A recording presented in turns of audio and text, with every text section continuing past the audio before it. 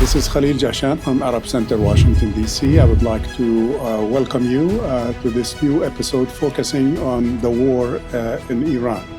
We're very honored and delighted to have our friend and colleague, Dan Brumberg, who's a keen observer of Middle East politics in general, but particularly Iran, issues pertaining to democracy and so on. And he has written many articles for us at the center on this question. Let's talk about the ongoing war in Iran right now. It seems to me that it's the most confusing war I've seen since the 30-year war back in 1618. In the sense, I don't understand what the main parties, at least the two main parties, the US and Israel, want to achieve with this war. And it seems like they are competing, if you will, or some discrepancy in the objectives. Even within the administration, we keep seeing and hearing confusing, contradictory remarks. What are the U.S. objectives in this war? Well, first of all, I think you're right. The Israel and the U.S. don't converge as much as some people assume. Israel's objective, I think, is to sort of basically dismember the Iranian state and permanently make it impossible for Iran to pose any kind of danger, which means going far beyond its nuclear capacity, its military capacity. As far as the United States is concerned, I think you put your finger on it. I think that very much whatever policy we have at any moment is a function of the psyche, the instincts, as Trump himself put it, of our president. And these shift day by day, moment by moment, between a desire to pummel Iran and negotiate with whatever leaders remain versus the impulse to basically do what the Israelis are doing, which is sort of dismember the state and permanently fracture Iranian state and society in ways that leave it permanently undermined. Yeah. So there is a kind of opposition within our own government between those who want to do a more limited sort of military action that forces Iran to accept our positions on nuclear issues, create some basis for negotiation, versus the impulse, which is really basically to permanently hurt Iran, to injure it in ways that make it impossible for it to recover. And Trump's instincts are the ones that dictate which of these two approaches appear at any moment, any minute of the day, any day.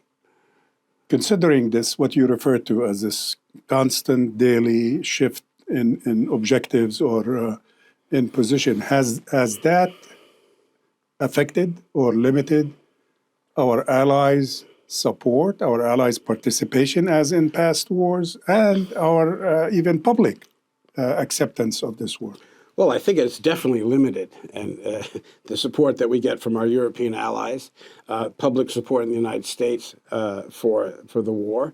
I think that what is widely recognized in the U.S. and in Europe and among our Arab allies, our Gulf allies, who are now targets of Iran, is that there isn't any kind of strategic concept, no strategy that's clear and consistent, matched with aims that is drawing the United States into Iran. And that means that this is very much a function of what Trump and the immediate people in his inner circle decide to do on any day. Absent any kind of broader strategy and absent any kind of context in which we have the strategic support of our allies or the American populace. This leaves Arab leaders in the Gulf in a very difficult position because they are targets of Iran. But they were certainly not happy to see the United States go in to begin with, but even more so without a clear strategy. Yeah. Now, if we were to just accept de facto that the administration, the way they always summarize, whether it's the Secretary of State or Secretary of Defense, War, whatever he calls himself these days, destroy the nuclear capacity or capabilities of Iran, destroy their ballistic missile program and factories, and destroy their ability to continue to wage proxy wars in the region. Are these three main objectives achievable? Are they realistic? Well, I think in the short term they are. I mean, first of all, let's recall that in the June 12-day war, the United States did major damage to Iran's nuclear capacity, not its ballistic missile systems, but its nuclear capacity. Iran retained a lot of its enriched uranium, but a lot of the program was severely undermined by the U.S.-Israeli attack. Already, the so-called axis of evil was on its last legs. I mean, that was already a process that was well underway. Now, what we see is the U.S. attempting to impose its terms for a final nuclear deal, which is no enrichment at all acceptable to the United States, and a complete eradication of the ballistic missile program of Iran. And I think that on that score, the U.S. has probably made considerable advances. I'm not an expert on these issues. I don't have the kind of yardstick that would measure how much of an advance, but it's significantly impaired Iran. It will take, from a military perspective, it will take Iran a long time to recover from this. Let me ask you about the concept of decapitation, the way it has come up in this war. On day one, I guess, the 28th of February, Khamenei was killed in one of the strikes. What is really, as an Iran expert or observer, what is the significance of his demise? What type of vacuum did that end up Well, I leaving? mean, first of all, of course, his son has been appointed as supreme leader since then. But I think that what it has done essentially is signal to the security apparatus that it's us or them, that unless they consolidate their power around a new leader, and in this case, the son of the man who was killed by the United States and Israel, their own political and physical future is in doubt. And so a decapitation strategy has the unintended effect of only retrenching the security apparatus and giving it even more impetus to survive because it's not given any exit strategy. And I think we see this now. The idea that decapitation would set the stage for democracy was always a fantasy. It's had the reverse effect. It's probably set back the hopes for democracy of any kind, or just let's talk about a mild political opening of an authoritarian system for decades. And I think the Iranians, including the late Khamenei, were prepared. They knew this was coming. They had set in place a whole series of decisions on leaders. So if one is killed, another is replaced. Iran is a country of institutions. And that is the biggest legacy of both Khomeini and Khamenei, that they created institutions, security institutions for sure, governing institutions of different kinds, and absent boots on the ground, American soldiers fighting on the ground, it's very difficult to eradicate that reality. So you can decapitate the leader and you can try to dismember the rest of the regime, which I think is part of what's going on, or the rest of the state. But I think the capacity for the elite to survive this and the impetus to do so is greater than ever. Yeah. With Khamenei gone, the father, senior, is Iran closer or more distant? I mean, what you alluded to, more distant from democracy. Does that apply to Mortaza Khamenei, do you think? Well, first of all, I think he's less, I mean, if you put it in relative terms, I think he's less of a Democrat than his father. I mean, Mujtaba Khamenei studied his version of Shiite Islam with Ayatollah Mesbah Yazdi. Mesbah Yazdi is a proponent of a notion of the Islamic Revolution and the Islamic State that doesn't have any democratic facets to it at all, that does not permit or does not invite any kind of accountability and sees elections as quite irrelevant. Now, of course, the new supreme leader may see that he has an interest in not following Mesbah Yazdi's deeply authoritarian proclivities. But we know from his own religious background and his training that the man who most influenced his religious worldview is thoroughly opposed to any of the sort of elements, however weak, of democracy that were part of the original Islamic Republic formula. In terms of comparing the current war with, say, the 12-day war that we witnessed a few months back, is the Iranian response to this war, does it reveal a common strategy with the 12-day war, or is it totally different It's this very time? different because In what sense? Well, in the sense that the objectives of the 12-day war were clearly limited. It ended fairly early. The United States was ultimately not trying to proclaim its support for regime Was sending change. a message. And yes, and all sides were sort of communicating about the limits.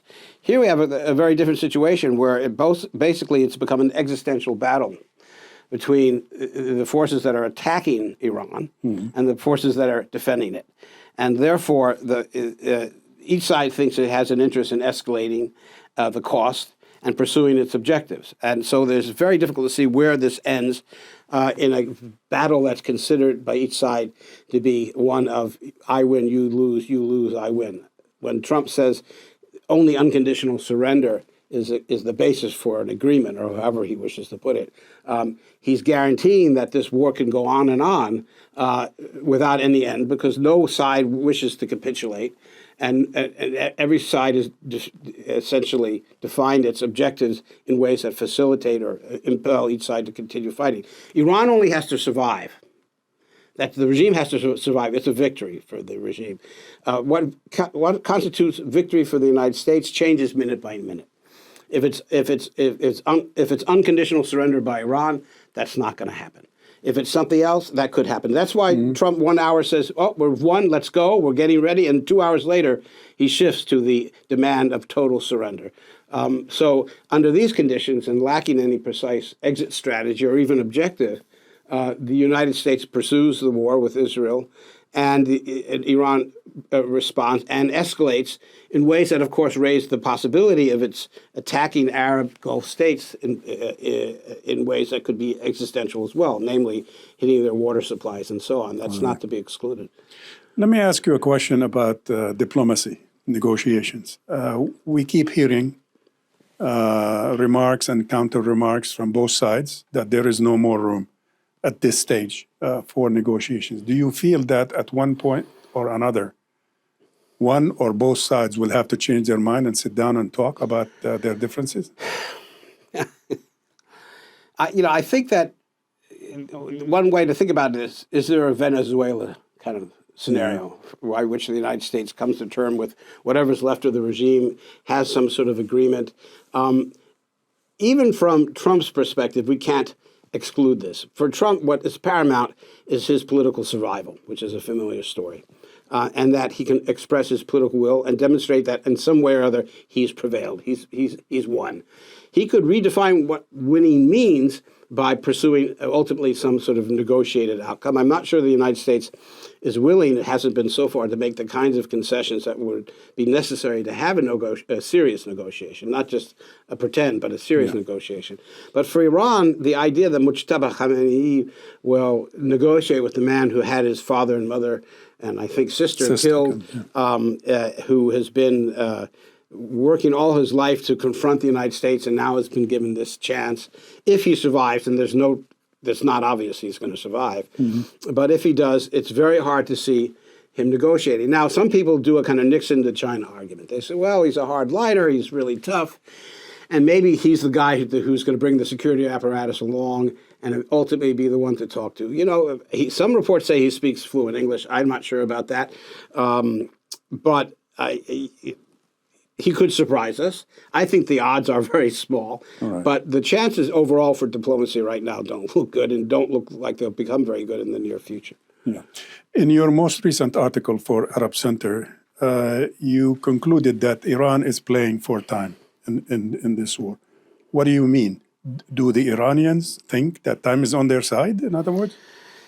Well, believe it or not, they probably do. I mean, maybe the recent attacks by Israel and the United States, including the attacks on the oil depots, will change their minds. But they feel they can wait it out. And as they do wait it out, they can raise the economic costs for the global energy community. They can begin to exact a higher cost for the Gulf states. They can even threaten their water supplies, and that's an existential issue for countries like Bahrain and Qatar and so on. United Arab Emirates, but they understand the logic of American democracy. They don't have the constraints of democracy, which plays to their advantage. But they understand that over time, if the war puts in jeopardy Trump's political future or the outcome of the upcoming midterm elections, there will be tremendous internal pressure on Trump. So I think the Iranian regime under Khamenei believes that it could wait it out. But if the United States escalates, and it's threatening to do tonight, in a way that, again, repeats the kinds of mass bombings that took place the other day, the bombings of oil depots or civilian targets, intentionally hitting civilians, although I think the U.S. will try to avoid that. One can't... it's very possible that Iran will turn around and say, well, we're upping the ante and we're going to start shooting at the desalination plants in Bahrain, in the United Arab Emirates, and in Qatar. And that itself is a kind of escalation which brings us to a different level. Dan, thank you very much for sharing your expertise with us. Ladies and gentlemen, please join us in future conversations with experts in this program, Interviews with Experts. Thank you.